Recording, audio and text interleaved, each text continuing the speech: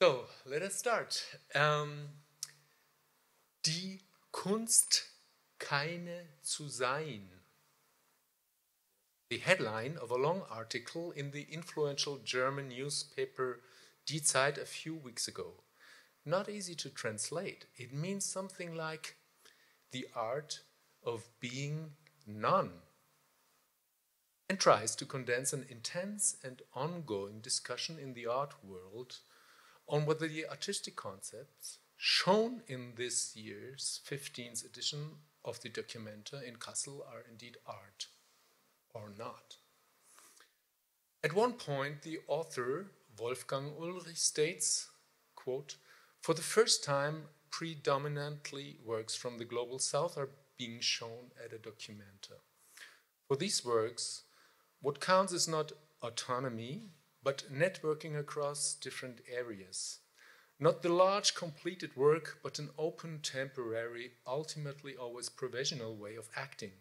Not the ingenious, exceptional artist, but the collective, which must provoke all those who still have both feet on the ground of Western autonomous understanding of art." Ulrich also questions whether, another quote, "the many historical documents from the individual collectives belong more into a fair for political activism rather than into an art exhibition, question mark?" The turmoil began when the decision to invite the Indonesian artist collective Ruangrupa to take on artistic responsibility for Documenta 15.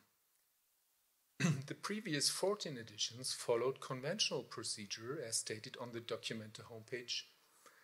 Each Documenta takes its character from the ideas and concepts of its artistic director. Ruangrupa in turn authorized other collectives to select and curate special segments of the show, so that in the end it was not possible to determine how many artists exactly participated.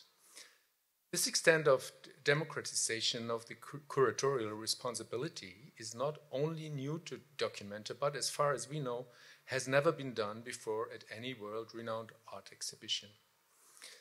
It is important to say that this and other critical views regarding curatorial practice were superimposed by discussions in German, especially German media, about anti-Semitism, caused by the presentation of artwork with anti-Semitic content and the mishandling of the justified objections by responsible person, which ultimately led to demands to shut down the show and the dismiss of the director.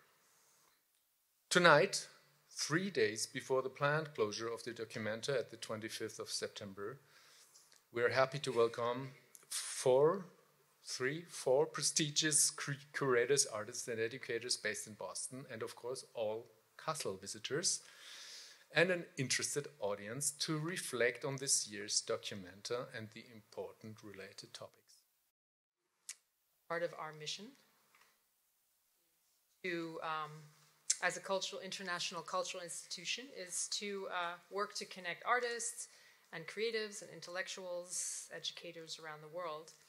And the Documenta has traditionally been one of those wonderful platforms for this kind of work. And the Goethe Institute has, over the years, invited groups of curators and artists to attend the Documenta to get to know the art world in Germany, but also to experience Documenta, which is known for identifying and setting new trends in the art world.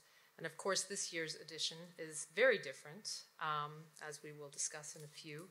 And although we didn't predict how scandalous or the extent of the scandals and the uproar, it's been clear for a while that it would be, especially since ruangrupa was selected to curate, that the emphasis would be shifting to maybe a more participatory, curatorial approach, and maybe more representative or more inclusive, interdisciplinary.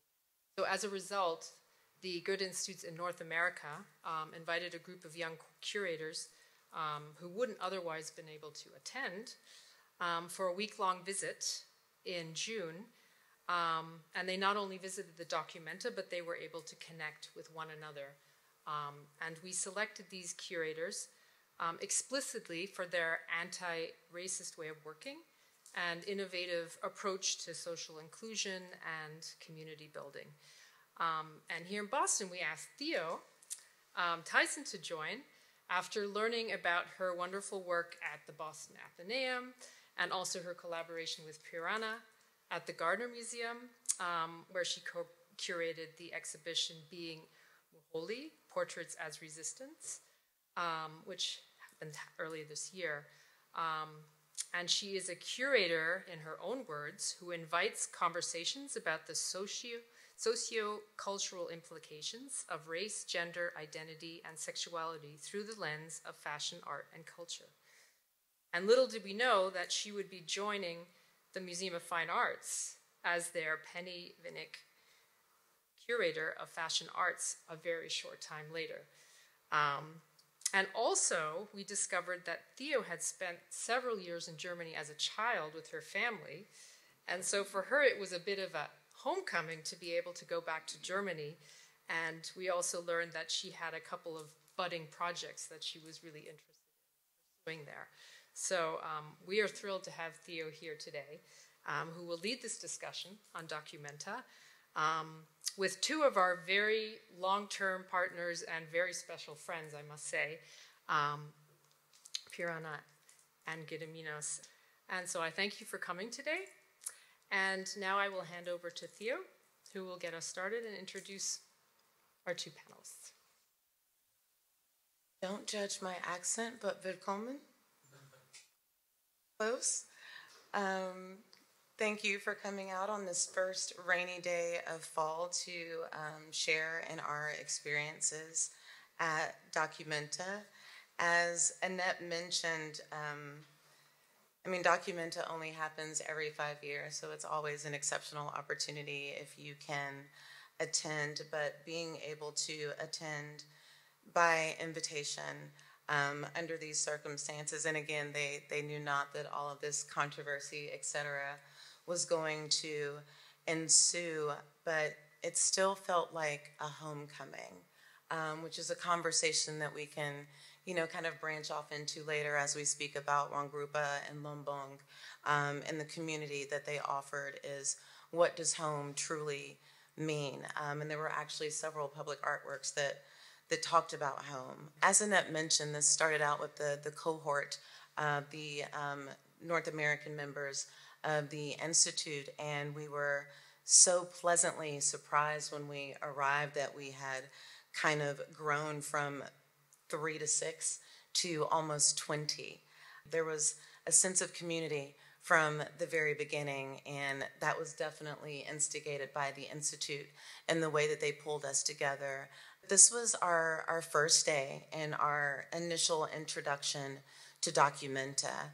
And of course, by this juncture in June, some of the controversy had already happened. So it was a very beautiful thing that our first moment was with ruangrupa and speaking to that, members of that collective and really understanding what their intention was so that we could pull away a little bit from the impact and the media attention around the controversy, and really got a chance to learn more about their ethos and the intent for Documenta, which was based on the premise and practice of lombong, which was about shared resources. On your left, this was a very long wall that kind of mapped out their process and everything that they went to from start to finish over the 5 to 7 year period in planning Documenta 15. And then if you look on the right, you kind of see those mind maps and brainstorms. And one of the reasons I included this is it really speaks to the way that they approached curatorial practice in a very non-linear way, which again, coming from that Western perspective, was something that was very shocking for a lot of people, and myself included. And I could be considered someone that might be anti-institution every once in a while, but trying to follow their path. And again, it wasn't one path, it was the path of many, because we're starting with a collective and we're inviting more collectives. And they created space one of the things that I think is so important is space, and space with authority, not just space for the sake of performativity. And the engagement. They created these spaces for artists to not so much focus on what that finished presentation or product was, but for us to get to know the artists through their process and really not just see them at work, but understand what work meant and how it could look and feel. And then adjacent to those were opportunities for us as visitors to do the same. There were several Lumbung publishing hubs where you could kind of write and create your own art. And again, these moments were spread throughout the city of Kassel. And it's a commentary on accessibility. We're looking at the Frederiken Museum, which was kind of the hub and in the city center of Kassel. And the history inside was so rich because you had this instant conversation between past, present, and future that you were engaging with. And the surprises that were kind of at every turn, if you will. And again, you can see the activism and the critique on the face of this very traditionally built and intended institution. But inside, there were not only spaces of resistance, but there were spaces of rest, and there were spaces of care. The Black Archives was one of the first things I think I mentioned to Annette when I started looking at the roster, if you will, of artists and collectives that were going to be present, and it did not disappoint. I'm not sharing individual images of what was inside, and one of the things that I've truly appreciated about the presentation at Documenta were there were a lot of things that resisted capture. And if we just think about that phrasing of resisting capture, that was part of the initial intent of ruangrupa, was to resist this very westernized view of what art is and thinking about that in terms of an art industry and market. And again, if you look at the image on the right, I am not exotic, I am exhausted. And thinking about the way that we perhaps objectify artists without respect for the object and their creator, and kind of that juxtaposition that happens. And then just thinking about all of the layers of it being placed so very centered on this very colonial column in this space. Art essentially is one of our primary connections to humanity. And this was one of those experiences that made me trust in humanity again and believe in art. And it's one of the reasons why I'm so happy to be able to do this, and so honored that one of the times that I was able to do this is with our next presenter and my friend, Pieranna Cavalchini from the Isabella Stewart Gardner Museum. And thank you for listening to me. Hello, everybody. Good evening, and thank you, Theo, for such a beautiful presentation, and makes me want to go back again. And I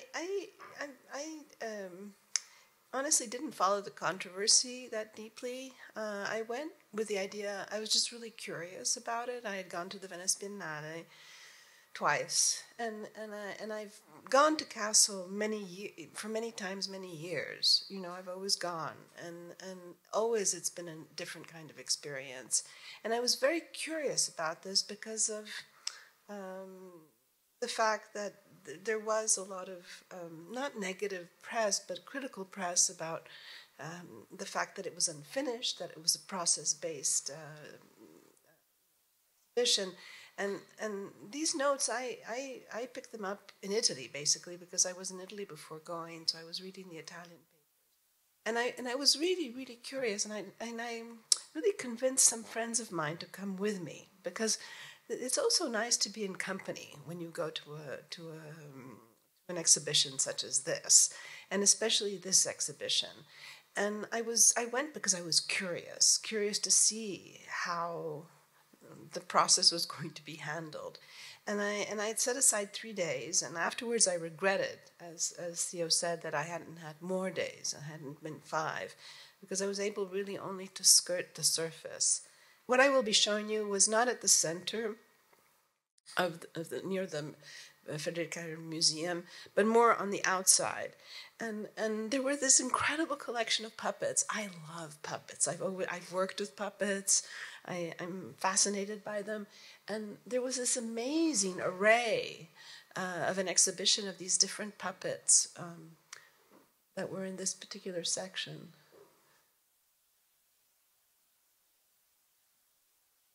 And I only regret not seeing them come alive. You know, again, you're there for 3 days, you go see the exhibition, you pass by, you're not there at the right time when a performance is happening. But I just thought I thought it was just amazing. And this instead was another section in the same area. It was a collaboration with a trampoline house, which is based in Copenhagen, and the Project Arts Works. They are refugee centers and justice centers for community.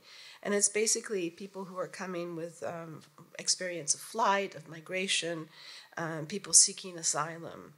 And these exhibitions were sort of traces of workshops that had happened earlier before coming, so they were setting the stage for these workshops. And actually, there was a note in Documenta that on September 23rd and 24th, they were going to redo these workshops in the Frederica Museum. But I thought these were quite amazing. And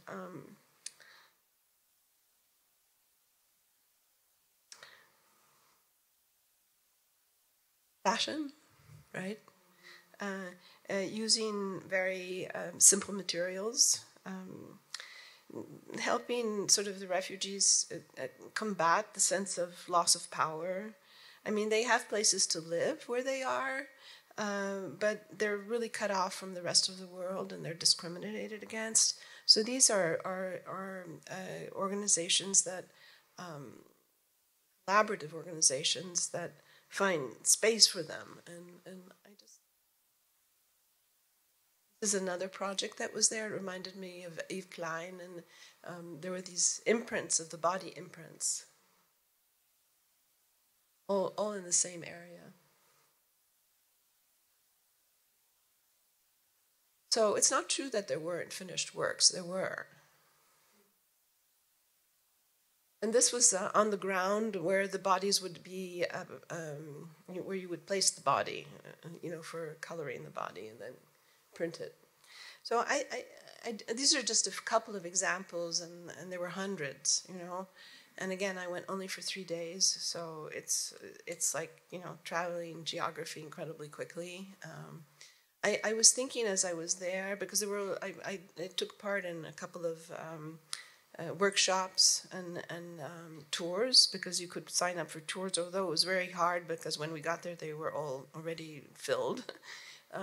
But it had this very communal way of looking at things. And in one of the tours I was in, it was really full of artists. And I was shocked. I had a colleague, a friend here when I came back, who said, "Oh, this is not an exhibition for curators." And I couldn't have disagreed more, because I think, yes, it was an exhibition for artists, absolutely, but it was also very open. Yeah. And again, one would have, as you mentioned, would have wished to have been able to come back again to see how some of the processes would have proceeded. But that's just not possible. And I think if I were young, if I had a possibility of doing an internship in a situation such as that, it would have changed my life. And I'm sure there were a lot of young people who were there for the 3 months working with the organization, who this experience has impacted immensely. And again, it's collectives from all over the world, so it had a really great, wonderful energy. So it's my pleasure now to introduce Gediminas, who is a mainstay in Boston and at MIT, and it's a wonderful artist. I'm sorry Numen is not with you, but it'll be so great to hear from an artist also. how you've thought of this particular Kassel exhibition. So thank you. Thank you, Theo, and thank you, Pieranna. It is really a great pleasure to be involved in this discussion about Documenta, exhibition that played a very important role in our life. I mean, mine and Nomeda, and I'm saying we, because as Pieranna mentioned and also Theo mentioned, Nomeda is my collaborative partner. So we are artist duo, and we are working in collaboration since '97. And '97 we were in Documenta. It was Documenta 10, curated by Katrin David. We went there by car from Litauen, from Lithuania, where we were based at that time, and we were living in the tent for 1 week. And Documenta had such an important impact in our life. That was really, I would say, life changer. And it had nothing to do about ideas, that some artists may think, about the career, but it had to do really about the spirit that exhibition possessed. As you know, the Documenta, not accidentally, Documenta was imagined in Kassel, at the city that was severely burned and bombed during the Second World War. Kassel, as a town, as a Documenta Stadt, Documenta town, is very near the former eastern border. So it played this really important, I would say, geopolitical role to bring testimony, to bring truth through art, through aesthetics, imagining or even envisioning role of aesthetics even before maybe the discussion took place about post-autonomy of art. So really problematizing this relation with autonomy of art and questioning it. I see the relationship between 2002 and 2022 documenters precisely in the interest of two major things: translation and the process. Okwi, who is Nigerian-born intellectual and curator, he was first non-European curator to curate Documenta.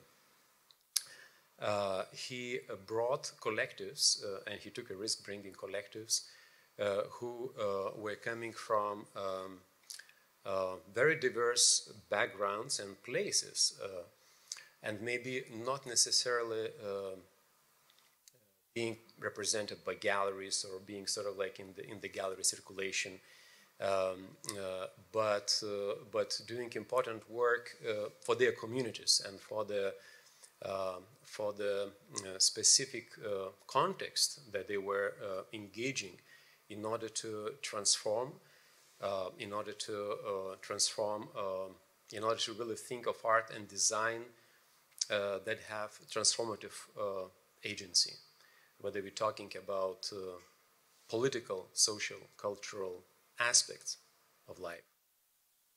As it was mentioned, it had this pyramidic sort of like structure when the collective of the ruangrupa invites artist collectives, who in their turn invite other collectives, and they may invite other collectives. So I think someone made an attempt to count how many participants were participating in this documentary, and it was something that more than 1,500. So of course the first entry to documentary is Fridericianum. And I just love the clarity of curatorial clarity of the way how the works were installed in this Documenta. Fridericianum makes very bold statement. The way how the curators are arranging. That's a good school. And I think this Schwerpunkt on pedagogy and perhaps but I think this bold statement opening up the whole Fridericianum, and inviting to engage pedagogy, and it is not the works are operative. The works are kind of like to to use this notion of operative image.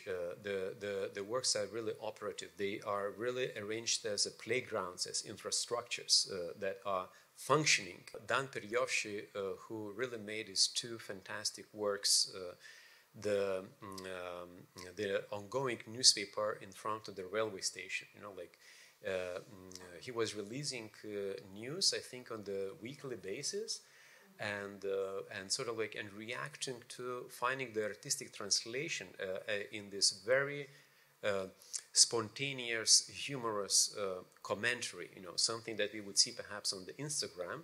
And he was very skillfully, of course, using the social medias to again distribute these messages, but the columns, the square, the plots, in front of the railway station. And as we know, that curators were also organizing the exhibition through these clusters called majalis. And these majalis, each of them, they had their own communities and discussions, really thinking how they can understand and negotiate the questions that we address in the mainstream media, and each of them finding the form.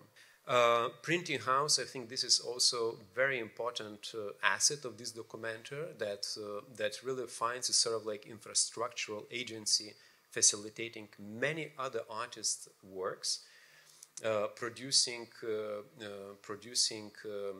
printed matter on the daily basis, on the go. So it is also installed in Documenta Halle as infrastructure, but this infrastructure is again operative. It has this operative character, and it is really providing this kind of like samizdat or self-publishing, in sort of like in this tradition of samizdat.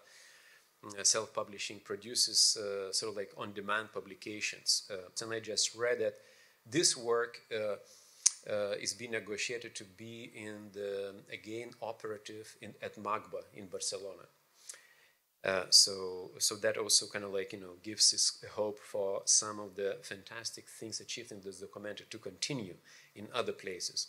This WH22 was another fantastic location, and it was a garden that was run by the immigrants and the refugees in Kassel. Again, kind of like reflecting the many questions of today: the access to food, the access to healthy food, also rising prices, and so on and so forth. Right. So this is a bit of the a view to Tania Bruguera's one of the 100 exhibitions at that day that we visited, and the discussion. And there were, each of these exhibitions, they had discussions at Documenta Halle. So here we can see Gregory Cholet and Olga Kopenkina in discussion with Tania, and this is another social place outside of the Documenta, which is also a garden and also the place, community space that people could use it for different events, discursive events. I learned that this is the first iteration of Documenta exhibitions where they really paid attention at sustainability, how the works are organized, how the transportation, how the food. And apparently Kassel University professor in sustainability was hired and approached to make a study how to make this Documenta sustainable. So they advised how to engage the local producers, how to use local materials, how to use local produce, and how to bring all that sort of like really into Documenta, sort of like as the to become it operative, and also to bring a different attitude, that perhaps is kind of like not being addressed before.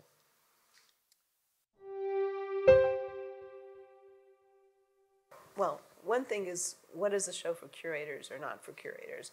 But I thought this particular Documenta was just so free, and so all over the place, with so many things being generated. And it was so refreshing because the market wasn't involved at all, and not that I could see.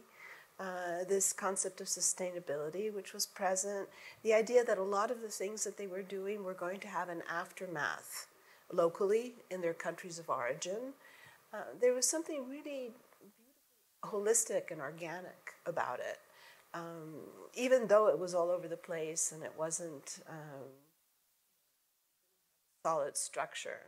The question that I want to ask, and we had a chance in one of our sessions with the cohort to speak to the curators and creative directors of Documenta 15, and one specifically said that it changed her approach to curatorial practice forever, and she had actually written her thesis on untitled works. And that was one of the things of Documenta, is not only did we not know how many artists, we didn't know whose work was what, a lot of things were not labeled. So all of that to say, the question for Documenta, but also the question for us having experienced this, can we go back to this very linear and singular approach to exhibiting the work of artists, and should we go back? I will kind of like jump 20 years back in my response, because I see really a lot of resonances between the Documenta 20 years ago in 2002 and also this one in 2022.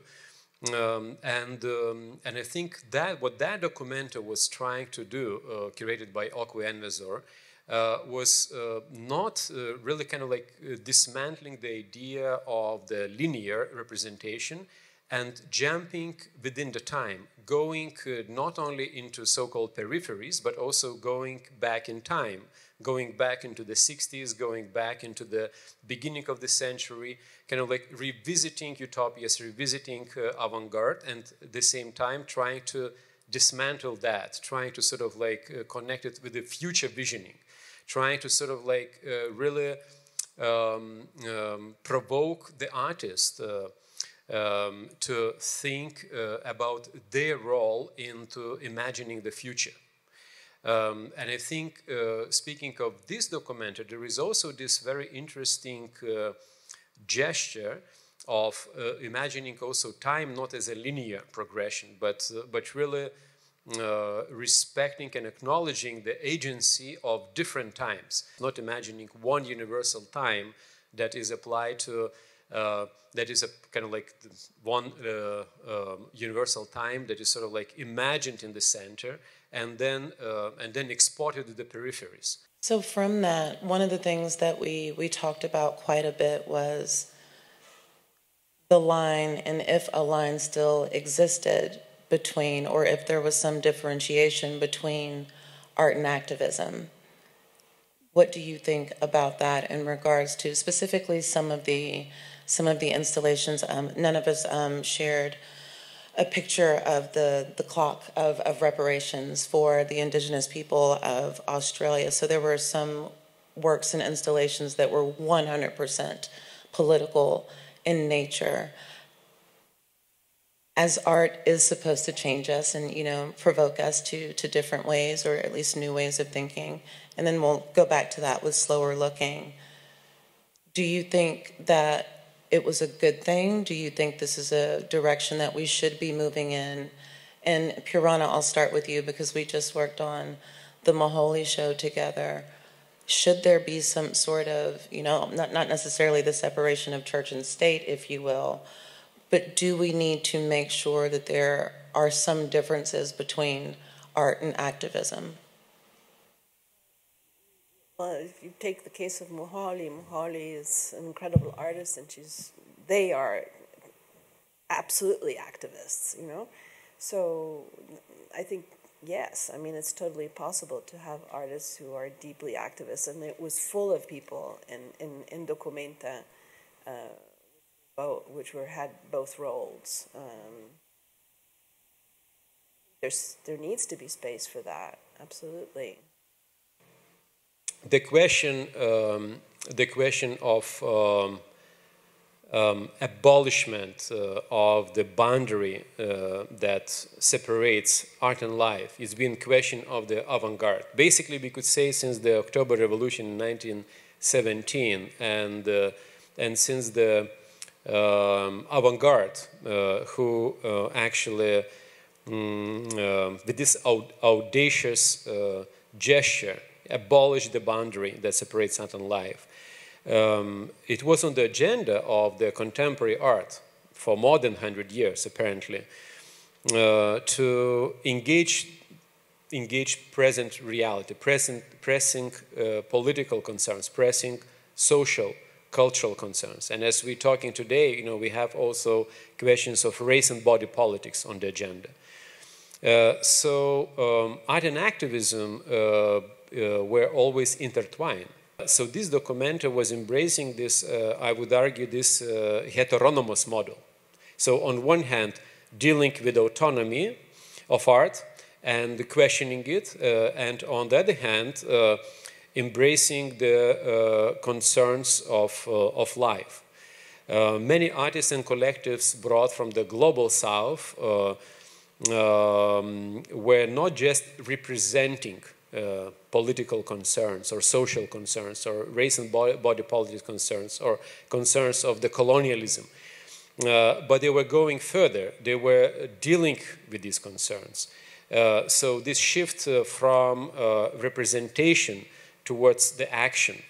Very briefly, without jeopardizing our careers, because we're all at institutions, what is one of the things that you think makes it so challenging to...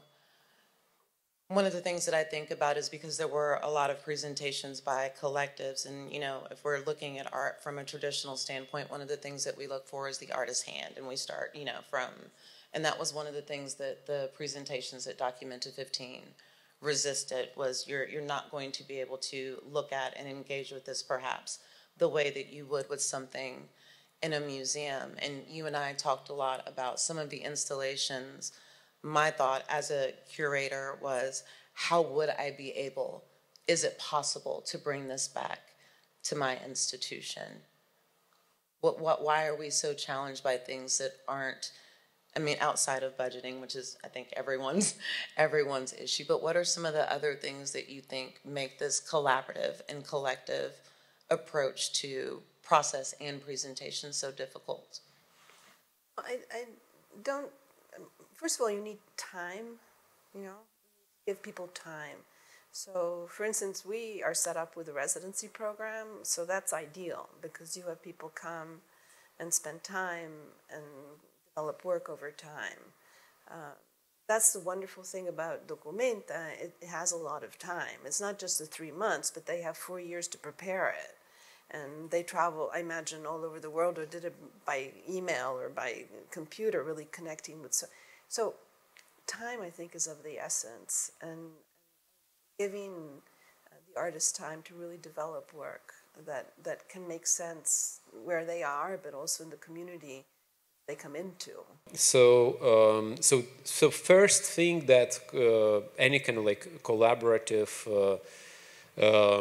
unit or collaboration between artists, or collaboration as a group, kind of like between artists or curators, are dealing with is the renunciation of the authorship, is renunciation of the one sort of like hero artist or one hero curator, right? The power. If we're, sustainability was another big part of Documenta, and we actually spent quite a bit of time with some of the curators from ruangrupa talking about that. I remember specifically asking a question of when you do come in and kind of take over a town, and, you know, if you think about art tourism as spectatorship, when you come in and you take over a town for a short period of time and then you leave, like, have you left that space better than when you arrived? Perhaps some of the things that Documenta embraces we're not able to do in our institutions, but perhaps sustainability is one of them. And maybe what are some of the ways that you've been inspired or thought about since leaving Documenta, some of those sustainability factors that maybe we can incorporate into community engagement or artist residencies, or perhaps your presentations? Like, what are some of the things that we can do to at least emulate the spirit of not necessarily Documenta 15, but ruangrupa and Lombong. How can we bring some of those things to our institutions? Well, I was thinking, for instance, with installing and deinstalling of exhibitions, there's always a lot of waste. So finding ways of recycling things, finding ways of maybe having a cascade effect on other structures. About mobility, especially you said it at the beginning, the fact you were part of Documenta, you could circulate in the city for free. And I want to pick up on something, and you mentioned this earlier about aesthetic, and that was kind of one of and a challenge with the expectation of what art should be and how it should be presented, and perhaps seeing unfinished works, so on and so forth. What do you think that the preoccupation with aesthetic is perhaps one of the reasons why there was such a mixed response to this year's presentation of works? Do you think it had something to do? And it's hard to think about a conversation on aesthetics when we're talking about artists that are predominantly from the global South without thinking about other ideas and why we come to the conclusion that something is not beautiful or something is not worthy of, our looking or to be deemed as fine art. Do you think that's one of the things that kind of drew that commentary out, is they didn't see something that was, and again, from a curator's perspective, there were a couple of moments where I'm like, I just want it to be protected. Like, I just want something to make sure that the work is going to be okay. And the aesthetics in this case is not only in the sense of, it's not only the question of representation, right? It is also a question of how we can sort of negotiate the engagement with life, whether art, contemporary art, and this is what we certainly experience in this documentary, engages life. Very often we see the traces, very often we see the documents, we see the fragments.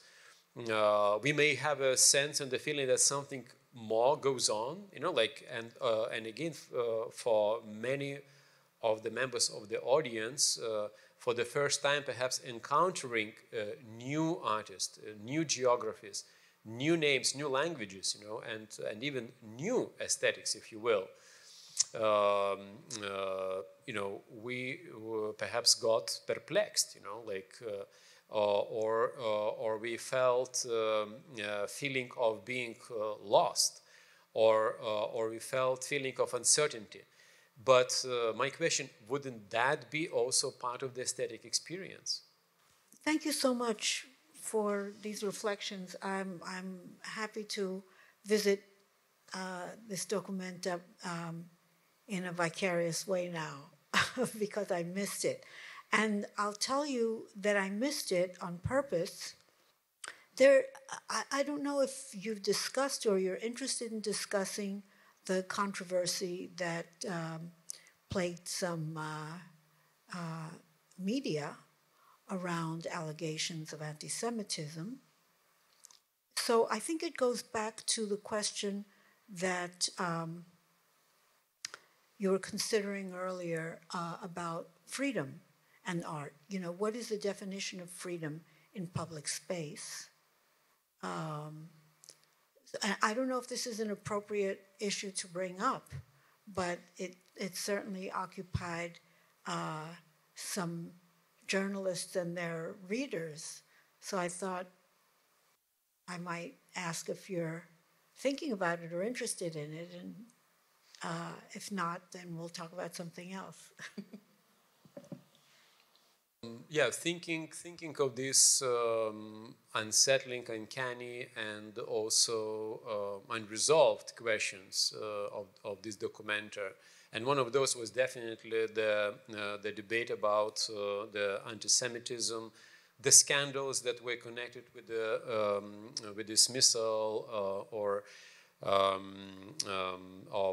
of the director. The question is here again not perhaps to find a scapegoat, right? Whether in the curators or the artist, But perhaps the question here would be of the contextualization, you know, and within this open debate, sort of like to open up the discussion, right? And maybe this discussion could have the healing and transformative, could engage into healing and transformative process, right? But a paradox is, you know, that it didn't happen, right? You know, this is the paradox. It didn't happen. You know, it didn't happen that transformative. It only kind of like ingrained feelings of being hurt and ingrained of feeling of trauma. You know, we could say like it kind of like it deepened and opened the wound.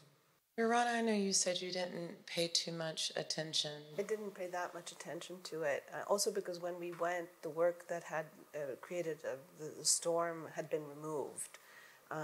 So there was really nothing to see.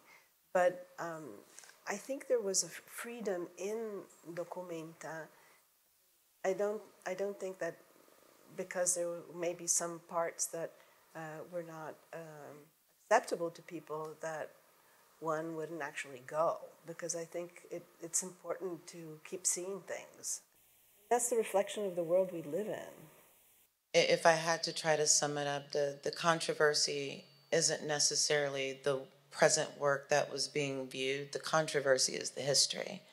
So it would be no different if we were looking at, you know, a photograph of a lynching in the South. There is a political component to it as well, and I think it's just a matter of how we have or have not engaged with history, so that when someone is, you know, I mean, the provocation of art, right, that we're able to engage in things that maybe we can't find, you know, a verbal or textual language for, but we can find an artistic language for it. But for me, it was, you know, it wasn't surprising or shocking in any way, because we have those challenges here anytime we want to have a critical conversation on history. We encounter censorship or, you know, blowback of some sort. So, yeah, well, Dankeschön. Oh my God. So let me find the language really quickly. Dankeschön. Thank you so much for being here. Let's keep chatting a little bit more. Thank you.